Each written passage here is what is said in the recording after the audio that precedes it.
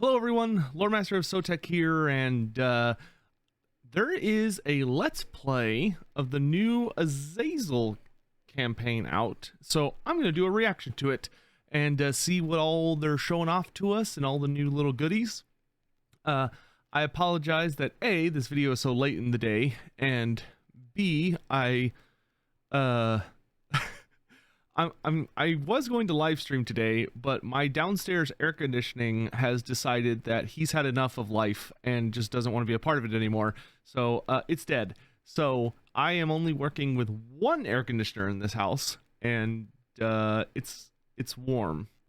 So I'm gonna be trying my best to do things that minimize the requirement of heat, which also includes me being in this room. So anywho, let's go ahead and get into this, but hopefully I'll be getting that fixed tomorrow and we can get back to lots and lots of content, but you know, probably like one video a day until that gets resolved. Anyway, let's check this out. Oh god, that's loud. It's said that Azazel's beauty is second only to that of Slaanesh. I'm gonna be honest, if that's what counts as beautiful in the demon world, I'm sticking with ogres. Gorgeous. Prowling the mortal plane, Azazel's arrival is met with fanfare from the barbarians of the steppes, though his appearance is a portent most dire. The other three powers would be wise to take heed, for the day of the ecstatic legions is nigh. We're on turn one. I have to say, I am really pleased with how I'm going to be pausing a lot. I'm just going to warn you now. So if you want to watch this without pause and without someone talking over it, then go watch it yourself. But I am so thrilled with how Azazel looks. I'm massively thrilled with how he looks. But anyway, let's get back into it. Heed, for the day of the ecstatic legions is so nigh. this is definitely the Realm of Chaos campaign. And already Azazel's got himself in a spot of bother. We're quite literally painted into a corner. Grand Cafe and its fancy fence to the south, Norska vying for a brawl to the west, pointy, impassable mountains to the east, and proof of flatter Ferry to the north. These obstacles and more will need to be swept aside if we mean to discover the location of Zanbaijin, the Lost City, and claim the altar of battle before our rival Chaos champions. But to achieve such a... Zanbaijin. I always love that the people at CA say things kind of funny sometimes. It's like, it should be Zanbaijin. Come on, that sounds more interesting. I don't know. We'll first need to create a network of rifts to reveal the way. Wait, we're creating rifts? Did I hear that right? But to achieve such a feat, we'll first need to create a network of rifts to reveal the way. Ooh. Sadly, the god bear Urson has been rescued by his fanatic. Oh, look, that's so cool. The Ice Queen has resurrected the dying god. Urson returns to the Kislevi pantheon. The world is now healing but remains wounded. Rifts still scar the landscape, although they are dormant for now. I love this. That is so cool. Okay, so this DLC is like a sequel to the prior campaign. I actually think that's really cool. And then also maybe Katerin having like the only like seemingly complete victory cinematic, maybe that wasn't due to like, oh, we ran out of time or whatever, but maybe that's because that's just the canonical ending. So we know for a fact now that Katerin canonically wins the Realm of Chaos race. Like, that's just flat out stated. So Katerin does successfully rescue Urson. Followers, and that's so really we'll cool. Need to open our rifts the old-fashioned way with copious amounts of suffering. Oh my god, dude, looks so good. Mortal souls should suffice, nothing extravagant. Wait. Souls that we're to reap are harvested and sacrificed through battles, looting, sacking, and raising settlements, events, and two new mechanics. Okay, so we can get souls. Okay. So we can earn souls by killing people in battle. So it's based on like your post-battle captives. So you naturally generate souls.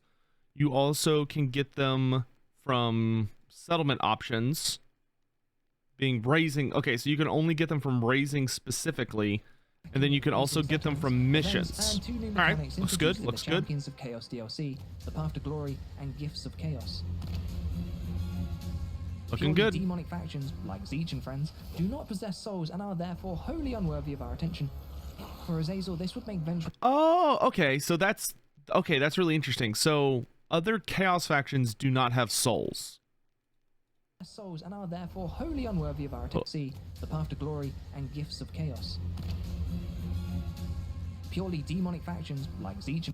Okay, so demon factions do not have souls. Okay, so that means you cannot get souls from demon factions. So Kairos, so mono god characters essentially.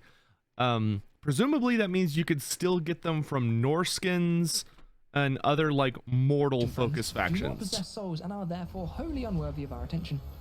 For Azazel, this would make venturing further up the eastern steppes a waste of precious time. Oh, that's a cool. That's a really cool. Close, ripe for plundering and bloated with delicious souls to corrupt and devour. That's a really cool little edit there. Come on, Eglixius. Let's go punch some mortals in the face. Or do whatever this is.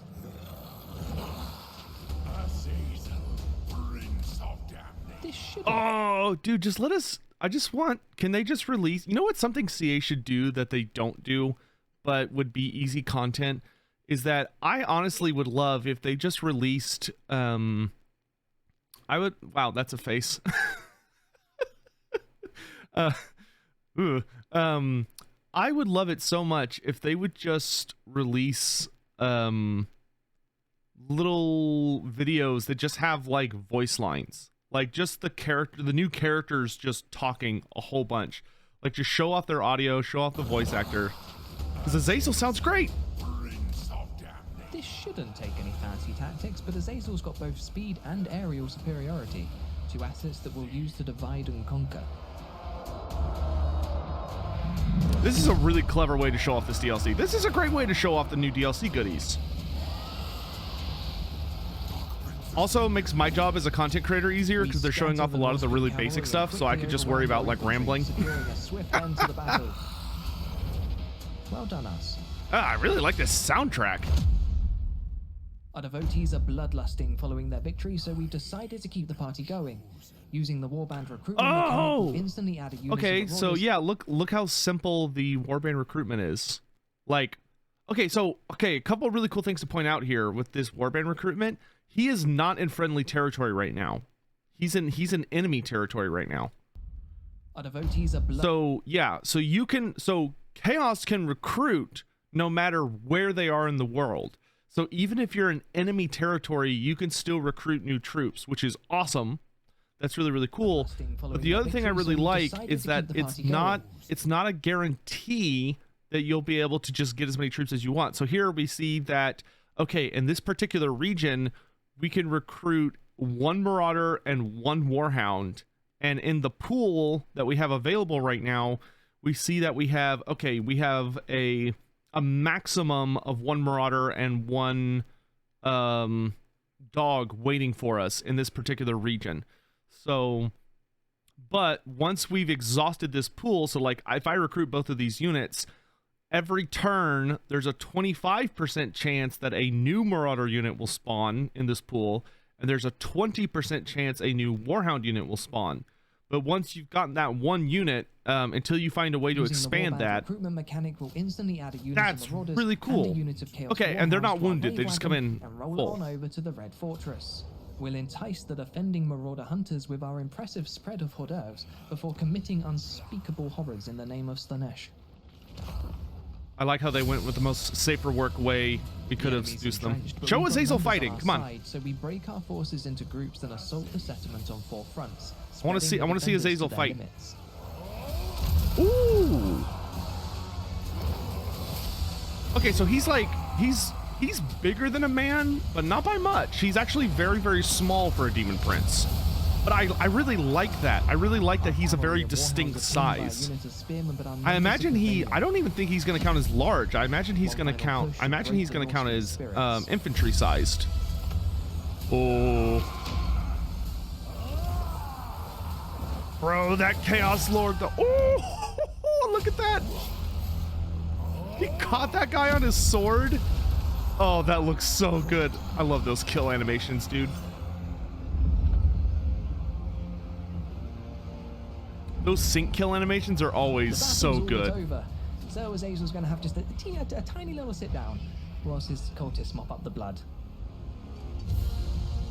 Oh, I like how they transitioned into this little movie. He looks so bored. Are we gonna get to see these two fight?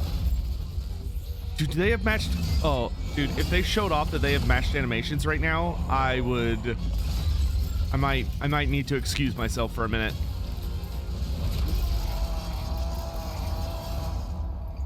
I love that new Lord of Corn, dude. He literally is just the exact... It's literally just the tabletop mini brought to life, which is always so fun.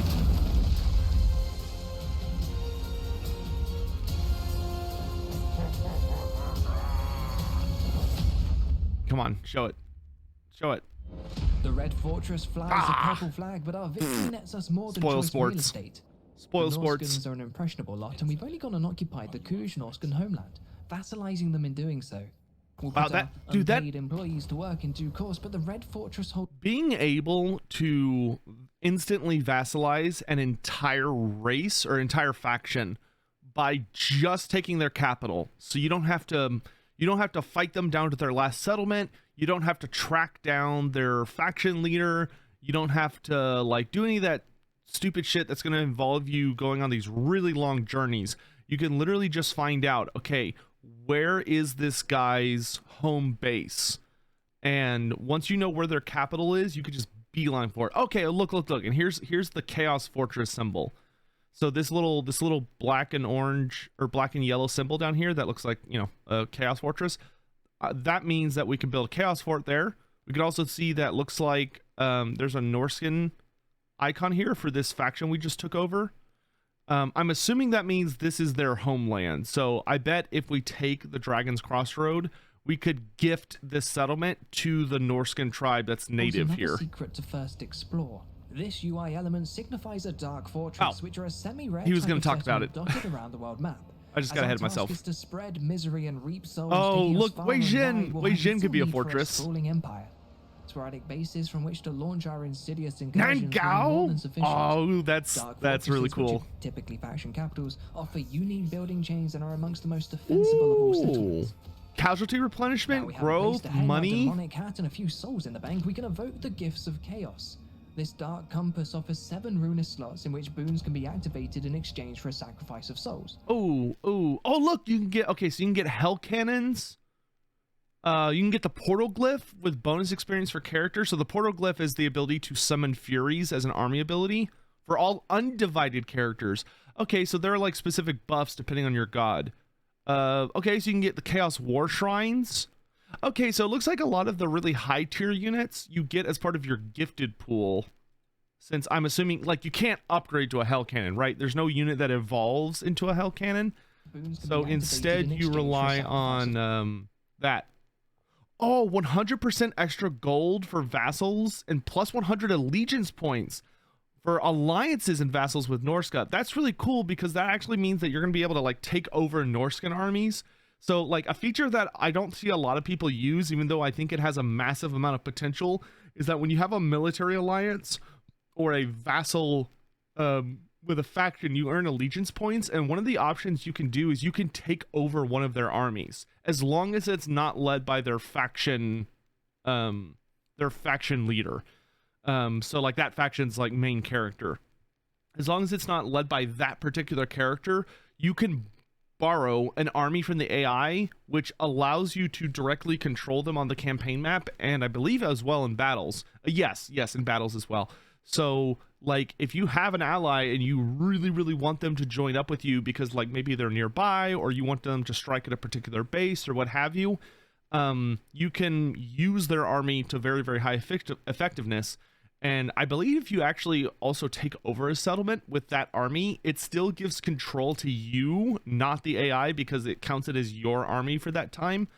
And one thing that I found is really fun is if you take over an AI army and from an ally or a vassal and you use it to take a settlement, you can then give the settlement to yourself and then like go into diplomacy and sell that settlement to that AI faction to just like free farm a bunch of good money.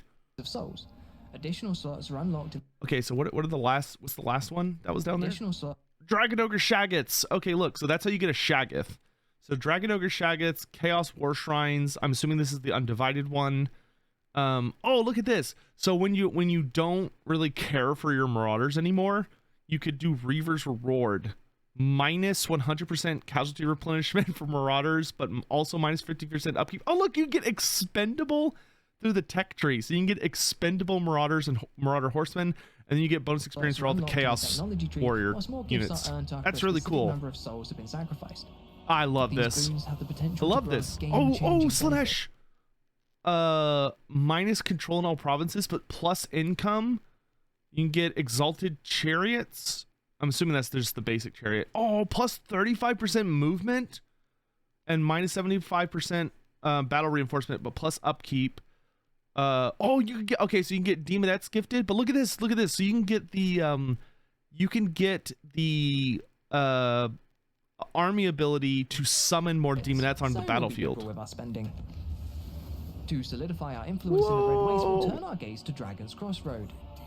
And by gaze, I of course mean the aforementioned raid wagon.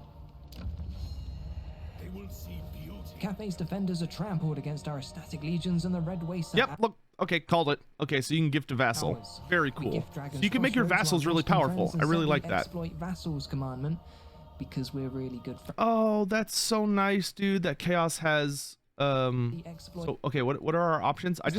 Sorry, I really apologize for all the pausing. I just really want to see all the nitty-gritty details. We gift Dragon's Crossroad to our Norscan friends. I just really enjoy that. Okay, so god darn it. Legions and the Red Waste are ours. We Gotta be ready.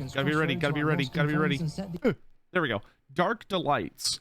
Minus 40% chance of spreading plague, plus income, plus control. They've come to the wrong place. Minus 20% campaign movement. Minus 20% enemy hero success chance. Minus 20% attrition when under siege. Plus 5 melee defense. Wow, that one's really good.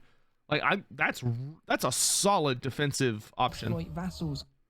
Exploit vassals. Oh, that's so cool. Minus 10% construction costs for all buildings and an additional plus 20% replenishment for all Marauders of Slaanesh.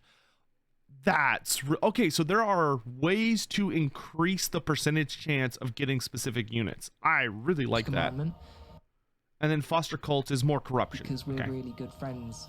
Speaking of good friends, Azazel's been impressed with some of our Marauders and envisions a bright future for them as disgusting fleshy monsters. Ah, oh, dude, I love this. The Warband upgrades mechanic. Oh, I want to see the undivided tree. Okay, so undivided. Okay, so aspiring champions are purely undivided. You can only have aspiring champions as undivided. But here we can go.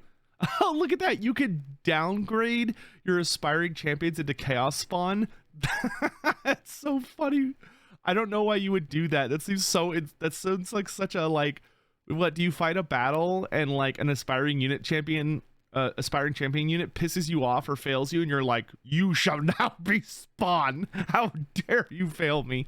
So here we see their tree goes from, so you can go Marauder Horsemen to Chariots to Gorby's Chariots, or you can go Marauder Horsemen to Horsemaster to Chaos Knight, or you can go Marauder to Forsaken to spawn, or Marauder to Warrior to Chosen to Aspiring Champion to spawn, and you can also go Chaos Troll to Armored Chaos Troll.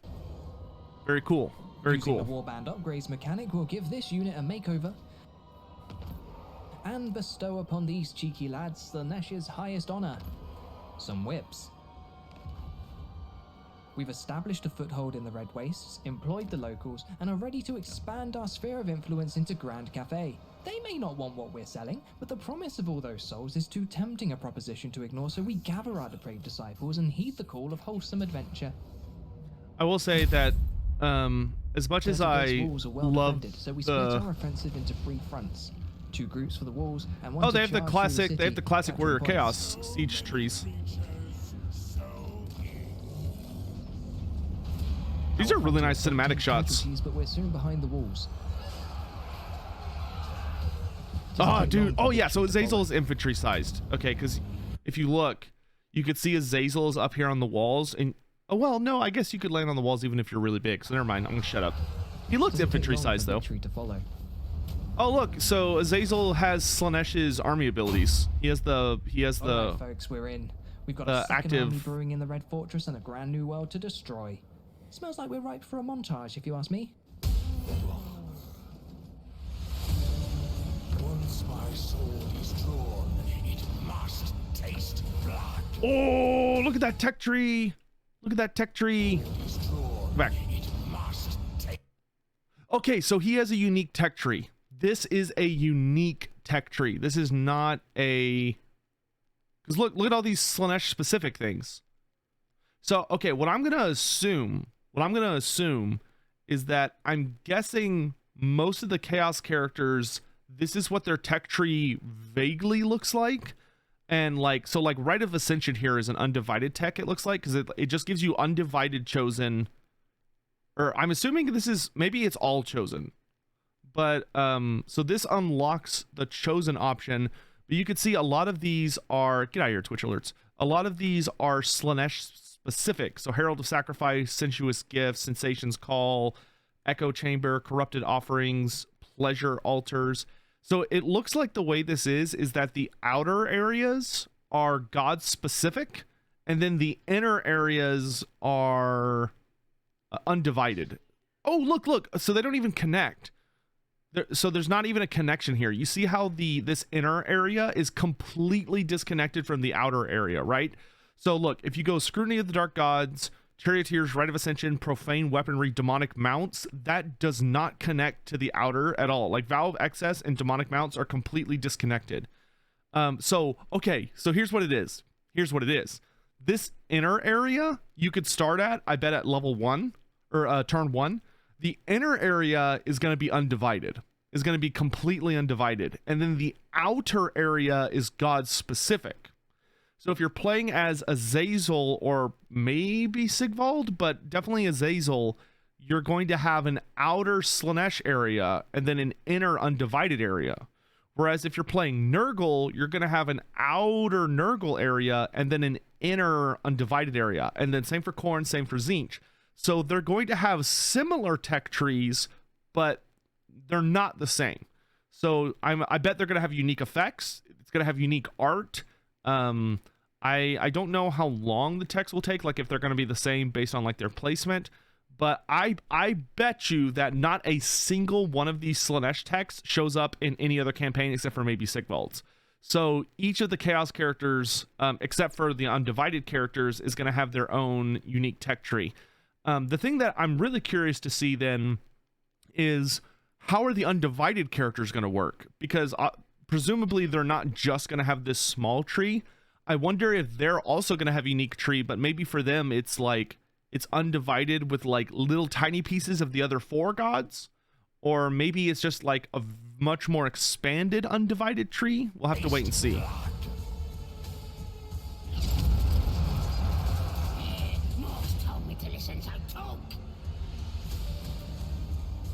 Oh, okay. Oh, look at, okay, so you can get some serious units.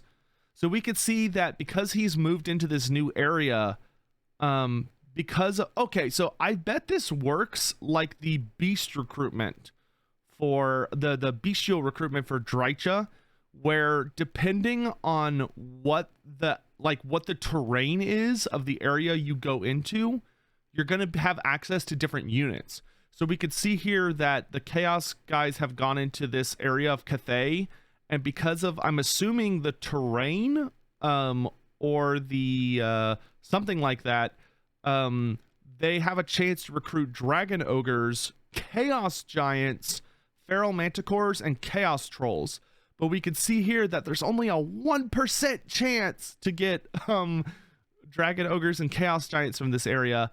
And then there's a 2% chance every turn to get a new Manticore, and a 4% chance to get Chaos Trolls. Now, what we see here, oh, look right here. The number and type of units available in a province and their replenishment rates are affected by local corruption, climate, and buildings. So yeah, that 100% confirms it. So, and it even tells you this unit is likely to be found in Frozen or High Chaos Undivided. So, oh, that's so cool. Okay, so depending on the type of corruption and how high the corruption is, you have a higher chance to get certain kinds of units. And then depending on the climate, that unlocks certain types of units. And then depending on what buildings you've constructed in the area, that also determines what kind of units you get. So like we saw that if Azazel owns a province, he has a commandment that makes it where he adds a 20% chance to get new Marauders of Slaanesh. So I'm betting that means if you have any like a certain amount of Slaanesh corruption in an area, you unlock Marauders of Slaanesh, and then you can also improve the odds. So there's probably techs and maybe even army abilities like in your skill tree that improve the odds of acquiring certain units. Like there's probably a tech that increases your odds of getting dragon ogres, or a tech that increases your odds of finding giants and stuff like that. That is so cool. I really like that. I love this system. I love this system. This is a really cool system. I also really like that you can increase the number of units available. So like right now we see that he only has one of each unit type available. That's probably because his chaos corruption is so low in this area. Oh, this is an undivided character's army. Okay, so I bet if he does a lot of chaos corruption in this area, not only would he be more likely to find these units, but he also increases how many of these units can exist in the pool at once. Dude, this looks so fun. This looks so fun.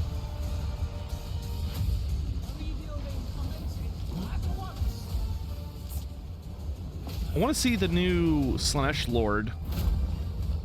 The generic Lord. Oh, I do enjoy a good montage. We've Gain reached a another decent dark amount of fortress. souls, but we're still a way off from our goal. Miao Ying and her northern provinces are next on our to terrorize list, but before we ride off into the sunset, there's some merits to dish out. Aglixius has performed excellently in our violent conquest so far. He's displaying a keen willingness to learn.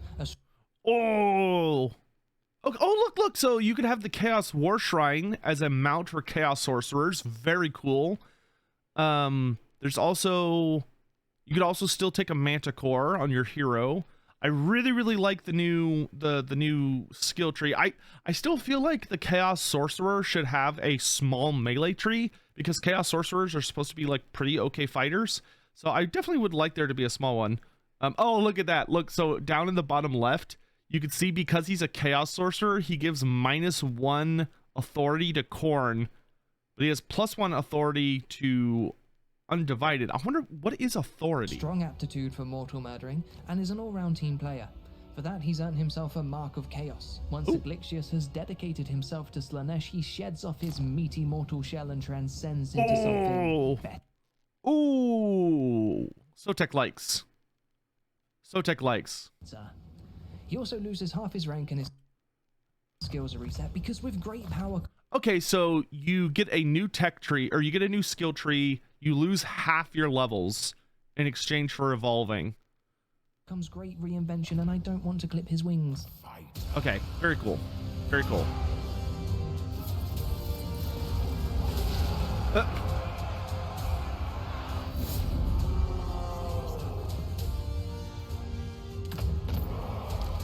Okay.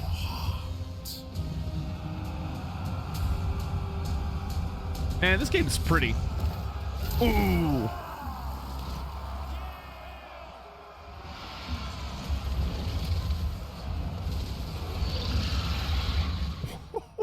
The Dissenter Lords that was a cool of shot. Jin are next to face our indiscriminate harvesting. I love that Azazel does Sucks barrel to be rolls them. as one of his charge animations. He literally just goes, ooh, corkscrews towards you.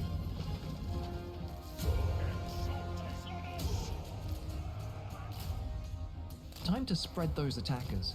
The more inroads into the settlement, the better chance we have at capturing points. And I love capturing points.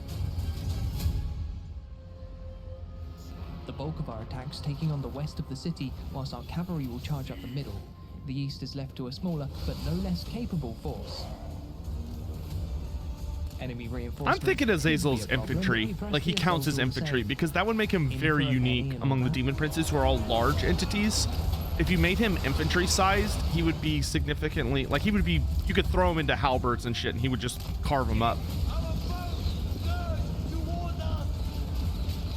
Oh my gosh, dude. Oh, those guys are in trouble. Whoa. Poor people. Our cavalry and chariots tear into the middle of the city, spreading mayhem in their wake over the I'm center so lords are in excited disarray. for this. I'm so excited for this. I'm trying not to be too loud for the record. Like, you're probably like, wow, Sotek isn't shouting in excitement. That's not true. I am internally. I can't shout that loud because It's very hot in here now because the downstairs air conditioning is broken, as I said. So all the doors are open and there are other people that live in this house. So I'm trying not to be that guy right now. Oh, Azazel sounds really good, dude. I really want to listen to him. Oh, look, Forsaken of Slaanesh. Hello, boys. You're looking awfully pink today.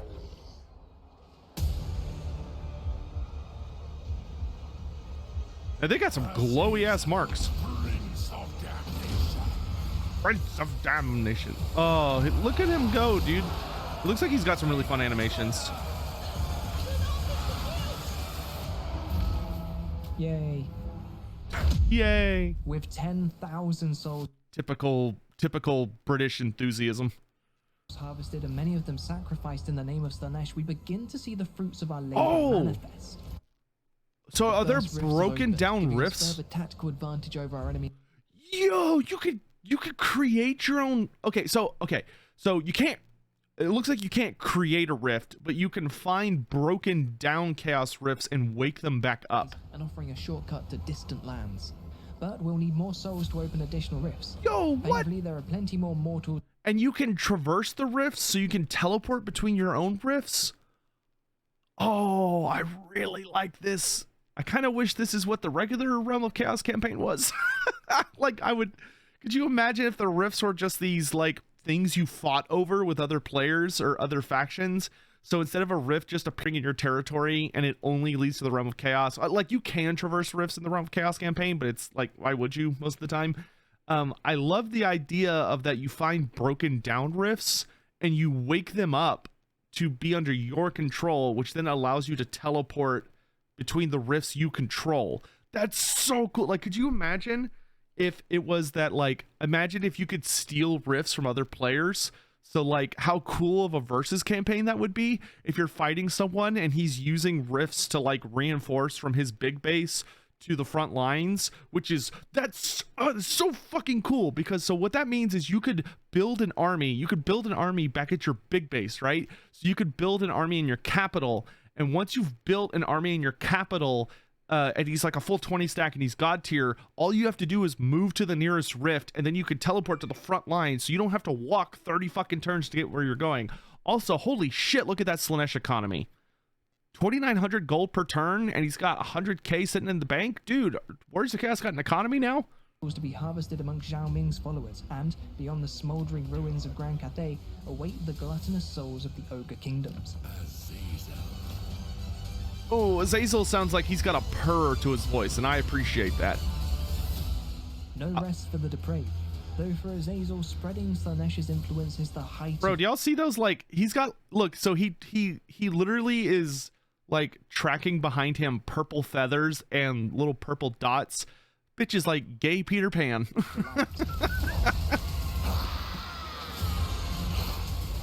He would rather savor the sweet screams of his victims, but alas, time is of the essence. Zhao Ming! And only one champion of chaos can win the race to Zanbai. Okay, you see fiends over there, so you can get fiends. Ooh, nice charge animation. Oh, is that it? Oh, damn. I was... Okay, like, I greatly enjoyed that, but I could definitely have used another 10 minutes. I'm really excited. I'm very excited. This looks really, really good. This looks really, really good. It looks like Chaos has a really pretty decent economy. I really like the new vassal, like gifting settlements to your vassals. And then you'll notice back in that earlier that Slaanesh took over a province he built a dark fortress, and then he gave every single other settlement to his vassals. He could have taken them to himself, but he gave it to his vassals, and then was still able to enforce commandments, so that's really cool. Azazel himself looks and sounds really, really awesome. I also, the chaos gift system looks really cool. The tech tree looks really nice, and I love that you can immediately look at the tech tree and tell how it's going to work. Like, where it's like, okay, we've got a god specific outer shell and that creamy undivided center, and I just love the way that looks. I think that's such a clever way to have like an identifiable tech tree between the Warriors of Chaos while still allowing it to be unique depending on who the Warrior of Chaos worships. I think that's really, really clever. And Yeah, I love that. I love that new tech tree. But yeah, I'm so excited for this. I'm so excited for this. Let me know what y'all think down in the comment section below. I'm very, very excited to get my hands on this and to start playing it. I can't wait to dive in. But thank you all so much for watching, and I'll see you guys next time, hopefully with fixed air conditioning. So take care of yourselves, stay cool out there, and I'll see you next time. Bye-bye.